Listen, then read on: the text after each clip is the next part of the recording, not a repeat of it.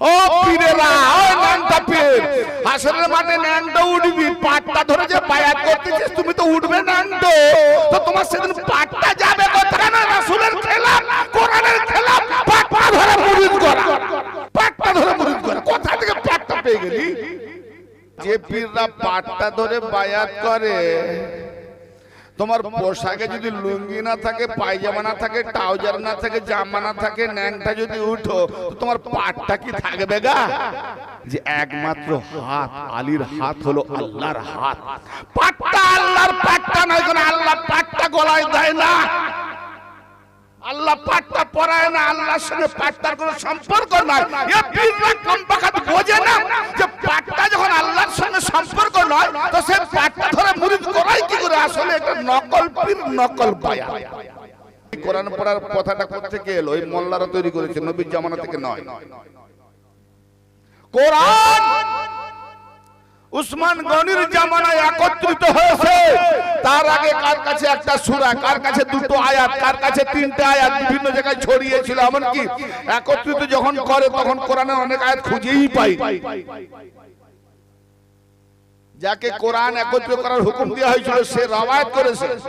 যায়েদ বিন সাবিত রাদিয়াল্লাহু তাআলা বলছেন যে আমাকে উসমান গনি অর্ডার দিয়েছে কোরআন একত্রিত করতে। খোদার কসম করে বলছি, পাহাড়কে গুঁড়ো করে টুকরো করে আবার যদি একত্রিত করতে বলে, এটা বড় সহজ। কোরআন আমি কোথা থেকে খুঁজে খুঁজে একত্রিত করব, বড় কঠিন। তো এবার বোঝো, এই রওয়ায়াত বলছি বুখারী মুসলিম থেকে, একবারে ফাঁকা কিতাব থেকে না। কোরআনের নাকি পরে যার বাড়ি সে হয় নাকি বুখারী। জি, তো ভাই শোনো, তাহলে কোরআন একত্রিত করা কত বড় মুশকিল ছিল। তো সেই সময় বলুন তো, কারো বাপ মা মরে না? নবী পাকের জীবন থেকে নিয়ে উসমান গনির জামানা পর্যন্ত কারো বাবা মরে না, কারো মা মরে না, কারো ছেলে মরে না, কারো ভাই মরে না। তাহলে তখন তো কোরআন এক জায়গায় ছিল না, তাহলে পড়ে বসানো হয়নি। ঠিক, তাহলে তাদের যখন পড়ে বসানো হয়নি, তারা কি পার হয়নি? তোমাদের বাপ মা মরে গেলে পড়ে বসালে পার হবে না?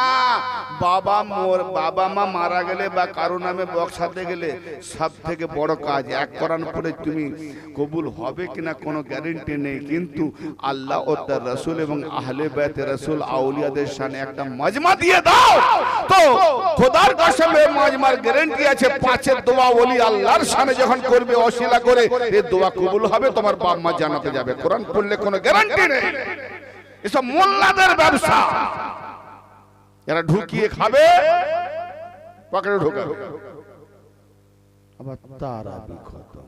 বাবা, এই তারাবি না খারাবি কোথা থেকে এলো? হাজিহি নিমাল বেদা। আচ্ছা, তোমার বলছে, তাও তার 12 বছর খেলাফত জীবনের। আমি এই সামনে রমজান আসছে, তো এই তারাবি আর রোজা নিয়ে ফাটাফাটি দেবো অফিসিয়াল চ্যানেলে, লক্ষ্য রাখবেন। রমজান শুরু হওয়ার 2-3 দিন আগেই চ্যানেল কি শুরু করেছে। আজকের যে মসজিদ, মাদ্রাসা এবং মুসলমান সমাজে যেসব চলছে না, 95% কেউ বলেনি, আমি বলে যাচ্ছি, চ্যালেঞ্জ করে বলে যাচ্ছি, যদি হিম্মত থাকে মোল্লার বেটা, মোল্লা আদমের বেটা, কপাল পাটা, 95% ইসলামে গলত চলছে, গলত। একটাও সহি নয়, 5% ছাড়া।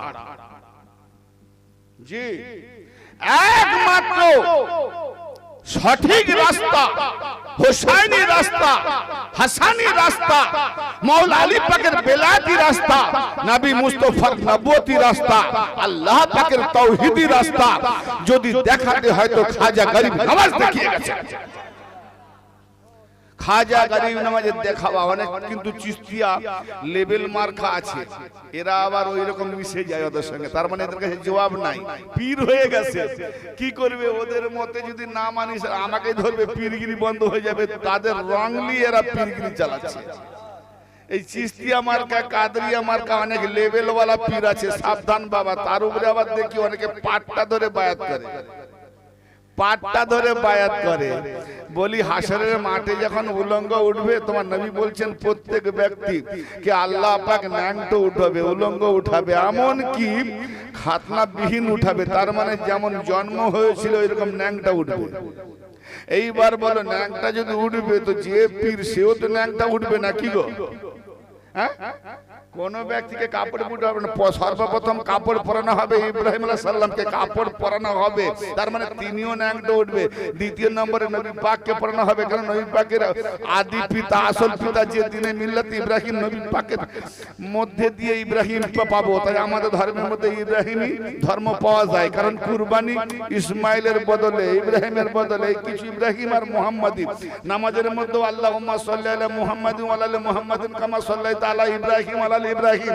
তাতে সেই তার আদি পিতার আওলাদ, সেখান থেকে দিন একই চ্যানেলে আসছে মুহাম্মাদি, আর মুহাম্মদ থেকে আলী চ্যানেলে গেছে কিয়ামত পর্যন্ত। জি, তাতে এই ইব্রাহিমকে প্রথম কাপড় পরানো হবে, তারপরে নবী মুস্তাকে পরানো হবে, আহলে বাইতকে পরানো হবে, তারপরে এক এক সবকে পরানো হবে যারা মুমিন। আর যারা জাহান্নামে যায় ও কাপড় পরবে কি ন্যাংটা পা যাবে আমি জানি না, এই দলিলটা এখনো পাইনি। তো যাই হোক, এখন যে পীররা পাটটা ধরে বায়াত করে, তোমার পোশাকে যদি লুঙ্গি না থাকে, পায়জামা না থাকে, ট্রাউজার না থাকে, জামা না থাকে, ন্যাংটা যদি উঠো, তো তোমার পাটটা কি থাকবে গা?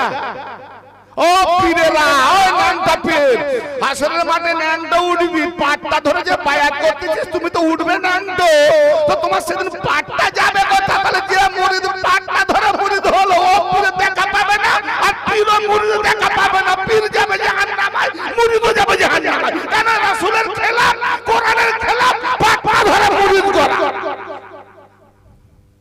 পাটটা ধরে মুরিদ করা। কোথা থেকে পাটটা পেয়ে গেলি? কোথা থেকে পাটটা পেয়ে গেলি? দেখাও দলিল, পাটটা কোথায় আছে? কোরআন হাদিসে একটা দলিল দাও, শুধু মা বোন ছাড়া। কেন? আল্লাহর নবী বলছেন আমি মেয়েদের, আল্লাহর নবী খুব লাজুক ছিলেন, খুব লাজুক, তাই মেয়েদের হাত ধরতেন না। বায়াত করলে হাত ধরতে হয়, তা মেয়েদের হাত ধরতেন না। তিনি মুখে করিয়ে দিতেন, ইকরার করিয়ে নিতেন বা শপথ করিয়ে নিতেন এবং পাটটা ধরে দিতেন। অতএব তার স্বামী যখন তার অধিকার এবং তার স্বামীর হুকুম মোতাবেক প্রায় বিবিরা চলে একরকম, প্রায় মানে সব বায়াত হওয়া মানে একই। তো অতএব পুরুষদেরকে বায়াত করিয়েছে হাতে হাত দিয়ে। নবী পাক মাওলা আলীও বায়াত করিয়েছেন হাতে হাত। একটা ঘটনা বলছি, আম্মা আয়েশা রাদিয়াল্লাহু তাআলা আনহা, নাম জানেন তো? হ্যাঁ না বলেন। আমাদের আম্মা, মুমিনদের মা, ইমানদার তাদের মা। আর যারা নবীকে বড় ভাই বলে তাদের মা নয়, তাদের ভাবি হবে। আস্তাগফিরুল্লাহ। ভাই বড় ভাইয়ের বউকে কেউ মা বলে না, ভাবি বলে? ভাবি বলে। তার মানে যাদের ভাবি তারা কাফের। কারণ উম্মাহাতুহুম ওয়া আজওয়াজু উম্মাহাতুহুম, নবীর বিবিগণ হলো ঈমানদারদের মা, আর যারা বেঈমান তারা কাফের, তাদের মা নয়, তারা বড় ভাই বলে। প্রমাণ তো কোরআন থেকে হয় না? বুঝেন আমার কথা? বুঝতে পারছেন তো? আমি বেশি জলি বলবো না, ধীরে ধীরে বলবো, বোঝার চেষ্টা করবেন। তো আম্মা আয়েশা রাদিয়াল্লাহু তাআলা আনহার সাথী বসরাতে একটা সুলা হয়ে যায়, মীমাংসা হয়ে যাবে। এখান থেকে সরে করো, আমার কানে আওয়াজ আসছে, সরে করো, সরে গিয়ে আর ধীরে ধীরে দাও। যখন না তখন দেবে। আচ্ছা দাও। তো ব্রাদারে মিল্লাত, আপনারা ওদিকের কাজ করবেন, আমার দিকে কথা দিকে খেয়াল রাখবেন, ভালো করে মনোযোগ দিয়ে শুনেন। তালহা রাদিয়াল্লাহু তাআলা আনহা মা আয়েশার দিকে ছিলেন। আমার আলী বলছেন, এ তালহা, নবী পাক কি ফরমিয়েছিলেন মনে আছে? বলে তালহা, আমার পরে আলী হলো মুমিনদের ওয়ালি, যে মুমিন তার ওয়ালি হলো আলী। এই হাদিস পাকটি রাওয়াহু তিরমিজি এবং বহু মুহাদ্দিসগণের কোট করা আছে হাদিস। জি, তাহলে মনে রাখবেন এই কথাটা। আমি এই টপিকে ওয়াজ যাব। মুমিনদের ওলি কে? নবীর পরে আলী, মাওলা আলী আলাইহিস সালাম। তো যাই হোক, মাওলা আলী আলাইহিস সালাম বলছেন, তালহা, আমি মুমিনদের ওলি নবী পাকের পরে, আর তালহা তুমি একদিন এই আলীর উপরে তলোয়ার ধরবে, এই আলীর বিরুদ্ধে তুমি তলোয়ার ধরতে যাবে। তাহলে যে আলীর বিরুদ্ধে তলোয়ার ধরবে ঈমান থেকে খারিজ। হায়, তো তলোয়ার ধরার মুমিনদের ওলি আলী, আলী হলো মুমিনদের ওয়ালি, তালহা যদি মুমিন হয় তবে হবে আলী ও তালহার ওয়ালি। আজ তলোয়ার ধরে হারি যে এই কথা যা হযরত তালহা রাদিয়াল্লাহু তাআলা শুনেছেন, অমনি তলোয়ার খাপে ঢুকিয়ে পালাচ্ছেন বলে, আরে বাপ রে, আমি কাফের না হয়ে যাই, আমি আলীর বিরুদ্ধে তলোয়ার ধরবো না। এই পাক বলেছেন, মনে ছিল না, মনে পড়ে গেছে, যা আলী স্মরণ করিয়ে দিয়েছেন। তো তলোয়ারকে খাপে ঢুকিয়ে উনি যুদ্ধ করবেন আলীর বিরুদ্ধে, নিজের ঈমান বাঁচাবার জন্য চলে যাচ্ছেন। এমন সময় মারওয়ানের চক্রান্তে তীর নিক্ষেপ করা হলো। ওই তীরে ছিল বিষ মাখানো। তীরটা যা বিদ্ধে হলো, ওই বিষে পুরোপুরি শরীরটা বিষে জরাজীর্ণ হয়ে গেল। তলহা মৃত্যুমুখে পতিত। মৃত্যুমুখে পতিত, উপরের দিকে একটা মুখখানা দেখছেন, চাঁদের মতো জলজল করছে মুখ। সে মুখটা কার? মাওলা আলী আলাইহিস সালামের। সুবহানাল্লাহ। আরে যারা আলীওয়ালা, কসম খোদার, আমার আলী বলেছেন যে হৃদয়ে আলী আছে, তার মৃত্যুর সময় আমি আলী আসবই। আর মিশরের সাহেলিরা যেমন ইউসুফকে দেখতে দেখতে আপেল কাটতে গিয়ে হাত কেটে ফেলেছিল, বুঝতে পারেনি, আমার চাহনেওয়ালা যারা আমাকে দেখবে, দেখতে দেখতে জান চলে যাবে, বুঝতেই পারবে না।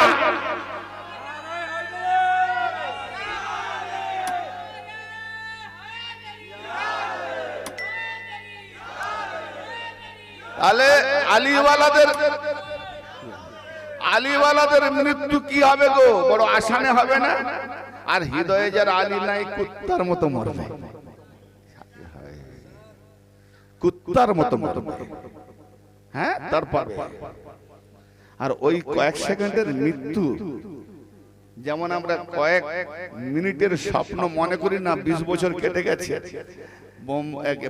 দুবাইয়ে গিয়েছি, চাকরি করেছি, বড় বিজনেসম্যান হয়েছি, কয়েকটা ফ্যাক্টরি কারখানা করেছি, ফের বড় বিজনেসম্যানের মেয়েকে বিয়ে করেছি, ফের আবার 8-10টা ছেলে হয়েছে, তাদের বিয়ে দিয়েছি, বৌমার হাতে খাচ্ছি, ফের ছেলেপুলে লাঠি পাতা নিয়ে ঘুরছি, বুড়ো হয়ে গেছে, আশা নিয়ে লাঠি নিয়ে নদীর ধারে ঘুরছি, হোঁচটকে পড়লাম, মৃত্যু হয়ে গেল। যেই মৃত্যু হলো, ভয় পেলাম, ঘুম ভেঙে গেল। বলুন, নিজে বিয়ে করলো, 8-10টা ছেলে হলো, কত বছর গেল? ঘুম থেকে উঠে দেখে 12টায় ঘুমিয়েছিলাম, 12:30 মাত্র সময়, 8 ঘন্টায় 10-20টা ছেলে। কি তাহলে 8 ঘন্টায় যদি এত কিছু, তো ওই কয়েক মিনিট কয়েক সেকেন্ড মৃত্যুর সময় তার যেন মনে হবে 50,000 বছর কাটছে যন্ত্রণায়। ভেবে না চট করে চলে যাবে না, সে বুঝতে পারে যার মৃত্যু হচ্ছে। কি বলছিলাম, যে কথায় যাচ্ছিলাম, হযরত তালহা রাদিয়াল্লাহু তাআলা মৃত্যুর অন্তিম সময় চন্দ্র মুখখানা দেখছেন, চিনতে ঠিক পারেন না, কারণ টলমল ঈমান। এমন সময় তার পাশ দিয়ে একজন চলে যাচ্ছেন, তাকে জিজ্ঞেস করছেন, ও ভাই একটু শোনো না। এলো, বলে, আরে কে তুমি? মুখ থুবড়ে পড়েছিলেন, মুখটা যে, তালহা হুজুর আপনি? বলে, হ্যাঁ আমি নবীর সাহাবী তালহা, আমি তালহা। তুমি কে, কার দলের লোক? বলে, আমি মওলা আলী পাকের দলের লোক। তোমার হাতটা বাড়িয়ে দাও না। বলে, কেন?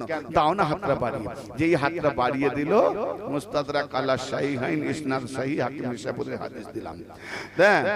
যেই হাত বাড়িয়ে দিল, আলীর দলের লোক। আলী তো তাকে খেলাফত দেয়নি, আলী তো তাকে পীর বানায়নি, শুধু আলীর দলে যুদ্ধ করতে এসেছেন। তো সেই আলীর দল, আলীর মাননেওয়ালা, তার হাতে ধরে বলছে, আমি আপনার হাত দ্বারাতে আলীর হাতে বায়াত করলাম। তো মাননেওয়ালা, আলী মাননেওয়ালা গিয়ে বলছে, মওলা একটা অকিয়া ঘটে গেছে, ঘটনা ঘটে গেছে। কি না, তালহা এইভাবে আমার হাতে মুরিদ করে, এইভাবে বলে মুরিদ করে মৃত্যুবরণ করেছে। বলে, সুবহানাল্লাহ, আমার নবী বলেছিলেন তালহা আলীর হাতে বায়াত না হওয়া পর্যন্ত জান্নাতে যেতেই পারবে না। অতএব আজ তালহা জান্নাতি হয়ে গেল, কেন? সে আলীর হাতে বায়াত করেছে। আচ্ছা ভাই, হযরত নবী পাকের সাহাবী হযরত তালহা রাদিয়াল্লাহু আনহু বেশি জ্ঞানী না আজকের যারা পাট্টা ধরা পীর, এরা বেশি জ্ঞানী? তালহা জানতেন না? তালহা তো বলতে পারতেন, ভাই তোমার দামানটা বাড়িয়ে দাও, পাট্টাটা বাড়িয়ে দাও, জামার কোনটা বাড়িয়ে দাও, তোমার হাতটা দাও। তার মানে তালহা জানেন যে একমাত্র হাত, আলীর হাত হলো আল্লাহর হাত। পাট্টা আল্লাহর পাট্টা নয়, কোন আল্লাহ পাট্টা গলায় দেয় না। আল্লাহ পাট্টা পড়ায় না, আল্লাহর সঙ্গে পাটটার কোনো সম্পর্ক নাই। এ পীররা কমবাকাত বোঝে না যে পাটটা যখন আল্লাহর সঙ্গে সম্পর্ক নয় তো সে পাটটা ধরে মুরিদ করাই কি করে? আসলে এটা নকল পীর, নকল বায়াত, দোকান সাজান। আল্লাহ পাটটা গায়ে দেয়, আল্লাহ পাগড়ি পরে, আল্লাহ জামা গায়ে দেয়, আল্লাহ পাটটা ধরে পারে।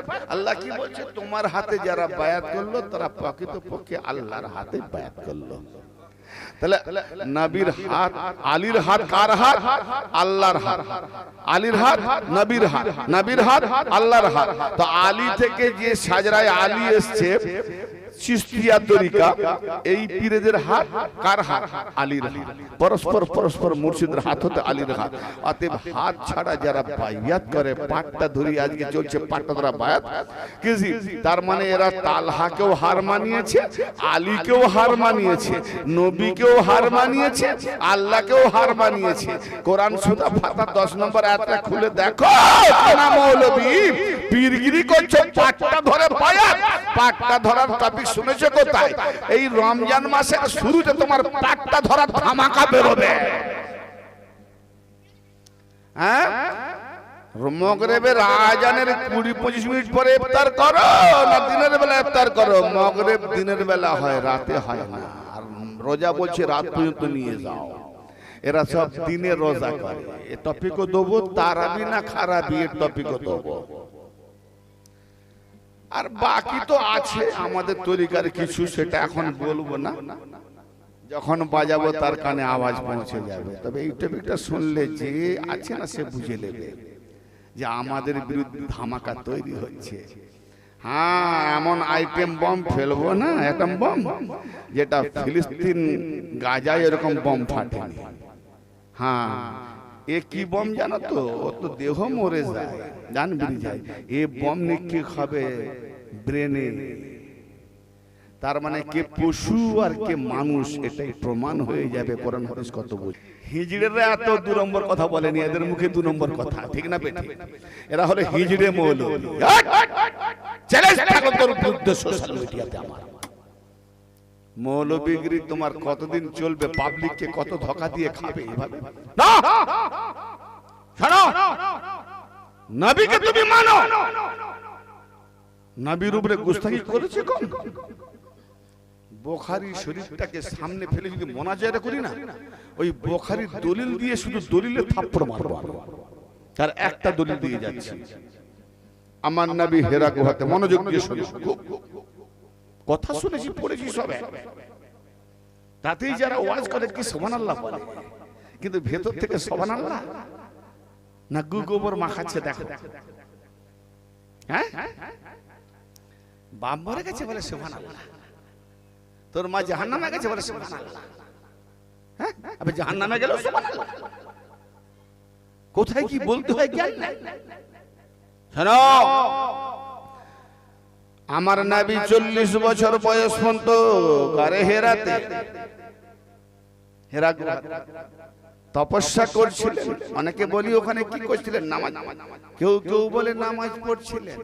তো নামাজ যখন পড়ছিলেন নবুয়ত ঘোষণা করার আগে, তাহলে আবার নামাজ আনার কি দরকার ছিল?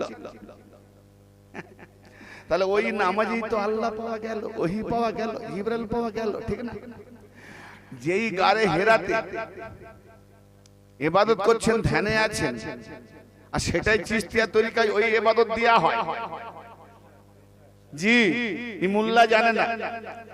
অতএব যাদের পর্দা সরতে দেরি, তাদের দেরি হয়। পর্দা সরে গেলেই দেখবে তুমি আর নাই, আল্লাহ আছে। কেন আমার মাওলা আলী বলেছেন, মান আরাফা নাফসাহু ফাকাদ আরাফা রাব্বাহু। যে তার নিজের নফসকে চিনবে তখনই সে তার রবকে চিনবে। যখন তোমার নফস চিনবে, নফস সরে যাবে, আল্লাহ দাঁড়িয়ে যাবে। অতএব তুমি আছো তো আল্লাহ নাই, তুমি মিটে যাবে তো আল্লাহ হয়ে যাবে। হ্যাঁ, কি 1 লোটা নোংরা পানিকে যখন তুমি ফেলে দেবে নদীতে, তো ওই নোংরা পানি আর বলবে নি আমি লোটার পানি, আমি সমুদ্রের পানি। সুবহানাল্লাহ, আমি সমুদ্রের পানি। কি জি? তো এইরকম কোন মানুষ যখন আল্লাহর ওলিতে ফানা হয়ে যায়, রাসূলে ফানা হয়ে যায়, আল্লাহতে ফানা হয়ে যায়, তখন আর বলবে আমি তোদের মতো না, আমি আল্লাহতে জাতে সেপাতে মিশে গেছি। তো বেরাদানে মিল্লাত আমার নবী হেরা গুহাতে ওহী পাচ্ছেন, জিবরাইল সাল্লাম আওয়াজ দিচ্ছেন ইয়া মুহাম্মদ সাল্লাল্লাহু তাআলা আলাইহি ওয়াসাল্লাম। হ্যাঁ গো, হঠাৎ আমি একটা চিন্তামগ্ন বসে আছি, আর কেউ যদি ডাকে চমকাবে না, কিন্তু আমরা চমকাতে পারি, উনি তো নবী। যেই তাকিয়েছে শোনো মোহাম্মদ, অমনি থরথর করে ভয়ে পালাচ্ছে। এই রাবায় যেমন লেখা আছে, বুখারী যারা পড়েছে তোমরা বাংলা বই পড়তে পারো, থরথর করে কাঁপছে।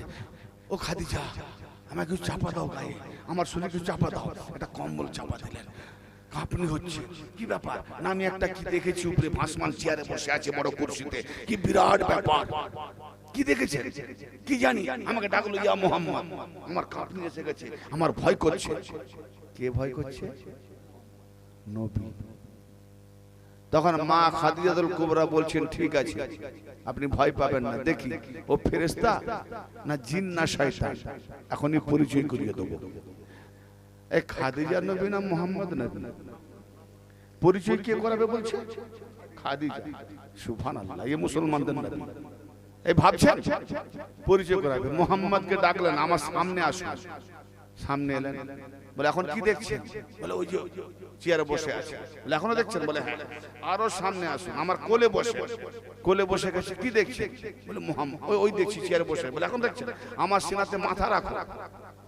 যেই কাপড়টা একটু খুলে মাথা রাখি দিয়েছে, বলছে এবার দেখো। বলে আর নেই।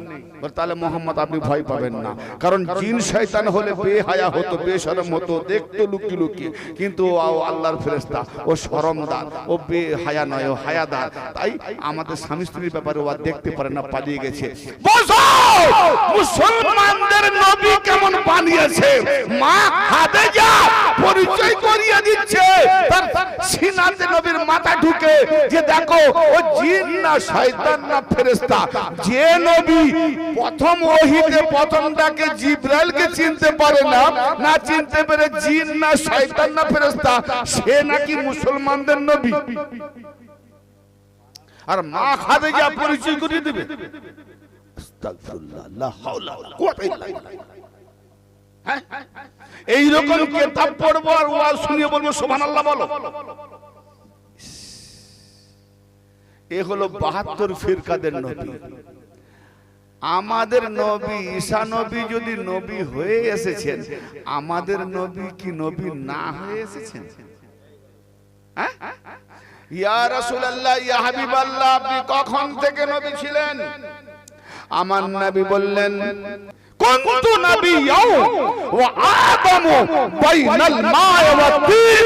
আমি নবী ছিলাম, আছি, থাকবো। কুনতু মানে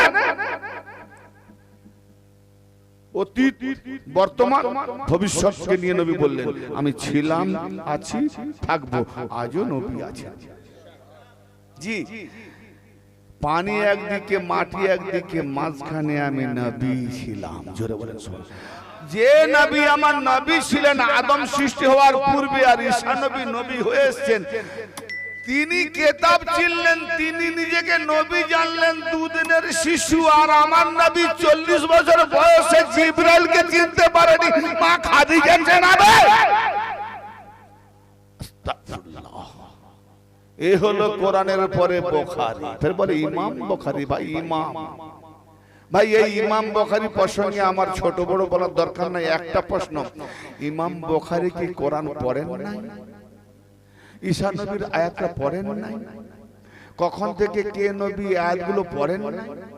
তাহলে আমি কি মনে করবো ইমাম বুখারী পড়েন নাই? পড়েছেন নিশ্চয়ই। তাহলে নিশ্চয়ই কারো গোলামি করে গেছে। তাহলে কার গোলামি? বনি উমাইয়াদের গোলামি করে এসব লিখেছে। মুয়াবিয়ার উপর গোষ্ঠী বনি উমাইয়াদের গোলামি করেছে, ইহুদিবাদী ছিল, ঠিক না বেঠিক? কোরআন যদি পড়েছে তো কোরআনের বিরুদ্ধে, কোরআনের খেলাফ কি করে এরকম রওয়ায়াত আসতে পারে? অতএব বুখারীতে যদি এত গোলযোগ আসে, ইহুদি রওয়ায়াত আসে, নাসারাদের রওয়ায়াত আসে, তো তোমার গস পাকের নামে ওলিদের কাঁধে গস পাকের কদম নেই, এই রওয়ায়াতটা গলদ নয়। এই ওলিদের কাঁধে কার কদম? এই আমার নবী মুস্তাফার মর্যাদা বেশি না গস পাকের মর্যাদা বেশি? ইমাম হাসানের মর্যাদা বেশি না গস পাকের মর্যাদা বেশি? মাওলা আলী পাকের মর্যাদা বেশি না গস পাকের মর্যাদা বেশি? তো বোররাকে নাকি নবী উঠতে পাচ্ছেন না, আল্লাহ এমন জন্তু পাঠাবে সেখানে নবী উঠতে পারবে না। আল্লাহর জ্ঞান নেই যে আমার নবীর কষ্ট হবে? কি জি এই মোল্লাকে বলি, তুমি যে বিয়ে করেছিলে ধরে নিলাম মোটা বউ, বউর উপরে উঠতে তোমার কষ্ট হয়েছিল, অন্য লোককে ডেকেছিলে? একটা পাগলও কিন্তু বোররাকে আবার নবী উঠতে পারবেন না, তার জন্য গস পাকের কাঁধ লাগলো। এখানে উঠতে পারেনি নাকি কাবা বাইতুল্লাহ উঠতে পারেনি বলে গস পাক কাঁধ বাড়িয়ে দিয়েছে। তার কাঁধে আগে না দেখে আমি কারো কাঁধে পা তুলে দেবো? কাঁধে পা তুলে বোররাকে শাওয়ারে বলছে, কে তুমি? জিবরাইল ফেরেশতা বলছে, এই আপনার বংশ থেকে আসবে, ইনি হবেন আপনার আওলাদের একজন বড় মাপের ওলি, ওলিদের সরদার, বড় পীর। বাবা ভাই, আলী বড় পীর নয়, আবার গাউসে আজম, আজম মানে মহান। গস মানে কি গো জানেন? গস মানে মাতাদার, সাহায্যকারী। তাহলে আমার আলী বেশি সাহায্য করেন না আমার এই গস বেশি সাহায্য করেন? মৌলা আলী সাহায্য করেন, তার নামে আজম নয়, তার বাচ্চা অনেক দূরে 14তম 15তম বংশে, তার নামে আজম। যে আবু হানিফা ইমাম জাফর সাদেক আলাইহিস সালামের কাছে 2 বছর গোলামি করলো, শিক্ষা লাভ করলো, সেই ইমাম জাফর সাদেক আজম নয়, তার নামে কেউ আজম বলেনি। এর নাম বললেই 2 বছর গোলামি করে হয়ে গেল আজম, ইমামে আজম আবু হানিফা। তার মানে কলম কত নকল চালাতে পারে। কি খারাপ লাগছে? কথা বুঝে আসছে? আমি এজন্য বলছি যে মুসলমানদের মোল্লাদের কথা শুনতে যেও না। মোল্লা তোমাকে বেঈমান বানাবে আর মাওলা তোমাকে ঈমানদার বানাবে। মুল্লার দলিল মানবে না, মাওলার দলিল মানো। আমার নবী বলে গেছেন, ইন্নী তারিকুন ফিকুমুস সাকালাইন কিতাবাল্লাহি ওয়া ইতরাতি আহলা বাইতি মা ইন তামাসসাকতুম বিহিমা লান তাদিল্লু বাদি আবাদা লা ইয়াতারিকা হাত্তা ইয়ারিদা আলাইয়াল হাউস। আমি তোমাদের নবী অন্তিম সময় বিদায়ের পূর্বে 82 দিন কিংবা 84 দিন বা 2 মাস আগে বলে যাচ্ছেন যে আমি তোমাদের মাঝে দুটো ভারী জিনিস ছেড়ে যাচ্ছি, হালকা নয়। সাকালাইন, সাকাল মানে ভারী, সাকালাইন মানে দ্বিবচন, দুটো ভারী জিনিস ছেড়ে যাচ্ছি। আমি দুটো ভারী জিনিস ছেড়ে যাচ্ছি, দুটো ভারী জিনিস। এই দুটোকে যদি ধরে রাখো, এই দুটো কি? একটি হলো আল্লাহ পাকের কিতাব, দ্বিতীয়টি হলো আমার ইতরাতে আহলে বাইত। ইতরাত মানে আমার বংশ, আহলে বাইত মানে আমার পরিবার। তার মানে সবাই আমার পরিবার নয়, আমার বংশধররাই আমার পরিবার। আর এরা নবীর বিবিগণকে নিয়ে পরিবার করে দিয়েছে। নিঃসন্দেহ পরিবার, এটা ঘরোয়া পরিবার। এটা মুমিনদের জন্য হেদায়েতগামী করার জন্য, মুমিনদেরকে হেদায়েত দেওয়ার জন্য, নবী পাকের উম্মতের জন্য এটা নবীর পরিবার, বংশধর পরিবার। জি, এটা নূরানি পরিবার, নবী নূর, নূর আলা নূর এরা। তো এই দুটোকে যদি তোমরা মজবুত সহকারে ধরে থাকো, মজবুত কেন বলা হলো? ধরতেই বলতেন, বলছেন না 72 ফিরকার মোল্লারা আহলে বাইত থেকে সরিয়ে দেবে, তোমরা কোন মোল্লার কথা শুনবে না। ওই মোল্লাদের থেকে বেঁচে শক্ত করে ধরে থাকবে। যতই জুলুম করুক, ফতোয়া দিক, যাই কিছু করুক, বয়কট করুক, তোমরা শক্ত করে মজবুত করে যদি ধরে থাকো, তাহলে কখনো তোমরা গুমরা হবে না। আর এই উভয়ে, আমার আহলে বাইত আর কোরআন, এরা একে অপরে আলাদা হবে না যতক্ষণ পর্যন্ত আমার কাছে হাউজে কাউসারে না পৌঁছায়। তাহলে আমার নবীর কাছে হাউজে কাউসার কিয়ামতে বিচার হবে। হাউজে কাউসারে আমার নবীর আহলে বাইত আর কোরআন দুটো একসঙ্গে যাবে। কথা বুঝতে পারছেন? তাহলে আজকে বলুন, যাদের কাছে কোরআন আছে আহলে বাইত নাই, তার মানে কোরআন আক্ষরিক আছে, নূরানি কোরআন নাই। জি, আহলে বাইত হলো খুদ কোরআন এবং নবীর বংশধর নূর। আচ্ছা বলেন, এখানে নবী পাক বলছেন আমার পরে আমার এই দুটো ভারী, মন দিচ্ছেন? খুব মনোযোগ। এই দুটো ভারী জিনিস দিয়ে যাচ্ছি, যদি ধরে থাকো কখনো গুমরাহ হবে না। আচ্ছা, গুমরাহ হওয়ার কথাটা কেন এলো? কাদেরকে বলেছেন নবী? ইহুদিদেরকে, নাসারাদেরকে, বেঈমানদেরকে, কাফেরদেরকে। কাদেরকে বলছেন? তাহলে যারা হেদায়েত প্রাপ্ত, হেদায়েতে আছেন, যারা নবীর সাহাবা, যারা নবীর সাহাবা, গৌর করছেন, ভালো করে গৌর করুন, তাদেরকে বলে যাচ্ছে হ্যাঁ, যে যদি ধরে থাকো গুমরাহ হবে না। তার মানে আমার পরে এরা গুমরাহ হবে, এদেরকে ধরলে গুমরাহ হবে না, এদেরকে যারা ছেড়ে দিয়েছে গুমরাহ হবে। ওর আহলে বাইতকে পেছনে রেখে যারা আগে খেলাফত দিয়েছে, ইমাম হয়েছে, এরা গুমরাহ না হেদায়েত দেবে। আমার পরে দুটোকে ধরে দিলে গুমরাহ হবে না, নবী জানতেন এরা গুমরাহ হবে, আমার পরে গুমরাহ হবে। কিন্তু গুমরাহ না হয় তার জন্য আমি একটা দায়রা দিয়ে গেলাম, আমার আহলে বাইত আর কোরআন। তাহলে এই দুটোকে যারা ধরেছে, আমরা দুটোকে ধরেছি, আমরা গুমরাহ না যারা ছেড়ে দিয়েছে তারা গুমরাহ? এক হাদিসে কাট ভাই, প্রত্যেকে যে ওলি হয়, এই ওলি কার ঘর থেকে বেরিয়ে আসে? কার দরবার থেকে? মওলা আলী পাকের দরবার থেকে। মওলা আলী যাকে ওলি বানায় তাকে মোহর মারে, ওলি বলে পাস করে দেয়। তাহলে মওলা আলী পাকের মোহর মারা বেলায়েতওয়ালা হলে ওলি হয়, আর মওলা আলীর মোহরের ছাপ চিহ্ন বেলায়েতওয়ালা ওলির কাঁধে গসের কদম। তার মানে মওলা আলী পাকের বেলায়েতের ওলির মোহরে গস পাকের কদম কেমন চলছে রে?